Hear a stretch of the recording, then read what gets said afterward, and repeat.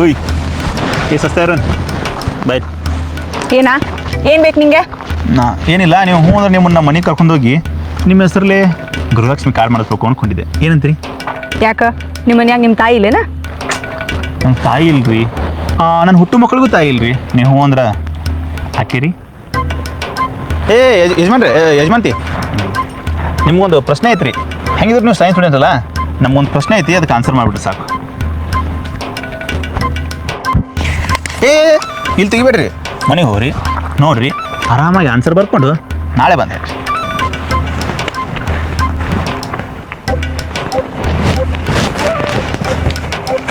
ನಂದು ಒಂದು ಪ್ರಶ್ನೆ ಐತಿ, ಆರಾಮಾಗಿ ಆನ್ಸರ್ ಬರ್ಕೊಂಡು ಬರ್ರಿ, ನಾಳೆ ಇಲ್ಲೇ ಸಿಗೋಣ.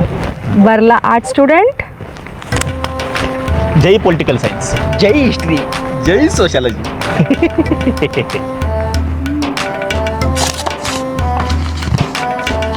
ಇವಾಗ ಏನೋ ಪೇಪರ್ ಕೊಟ್ಟ,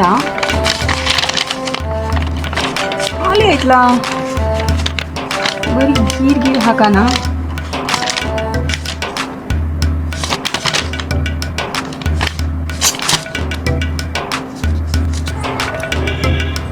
ಇದು ಯಾವುದೋ ಮ್ಯಾಥ್ಸ್ ಪ್ರಾಬ್ಲಮ್ ಅನ್ಸುತ್ತೋ ಹುಡುಗ, ಇದು ಗೊತ್ತಾಗತ್ತೆ ನೋಡ. ಅಣ್ಣ ಈ ಪಾಠ ಹೇಳ್ತು ಸಾಲಿಗೆ ಬಂದಿಲ್ಲ.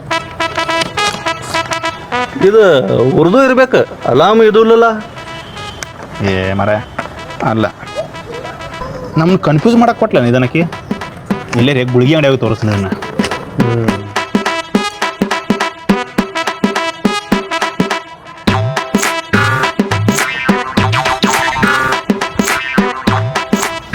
ಏನು ಆನ್ಸರ್ ಬರ್ಕೊಂಬಂದ್ರಿ? ಇಲ್ಲ, ಇದ್ರಾಗ ಬರೀ ಗೆರೆಗಳೇ ಅದಾವು, ಉತ್ತರ ಸಿಗ್ಲಿಲ್ಲ. ನೋಡ್ರಿ, ಒಂದೊಂದ್ಸಲ ತಲೆ ಓಡಿಸಿ ಆನ್ಸರ್ ಮಾಡೋಕ್ಕಿಂತನೂ ಮನಸ್ಸು ಓಡಿಸಿ ಆನ್ಸರ್ ಮಾಡಿದ್ರೆ ಆನ್ಸರ್ ಸಿಗ್ತಾವೆ. ಅರ್ಥ ಆಯ್ತು? ಏನು ಸಿಗ್ತಾವೆ? ಆನ್ಸರ್.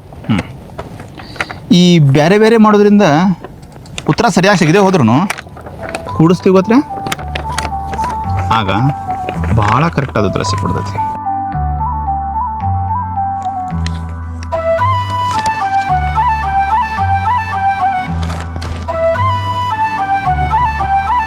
ಹೇ, ನಾ ಪ್ರಶ್ನೆ ಕೇಳಿದ್ನಲ್ಲ, ನಿಂಗೆ ಉತ್ತರ ಸಿಗ್ತೇನ?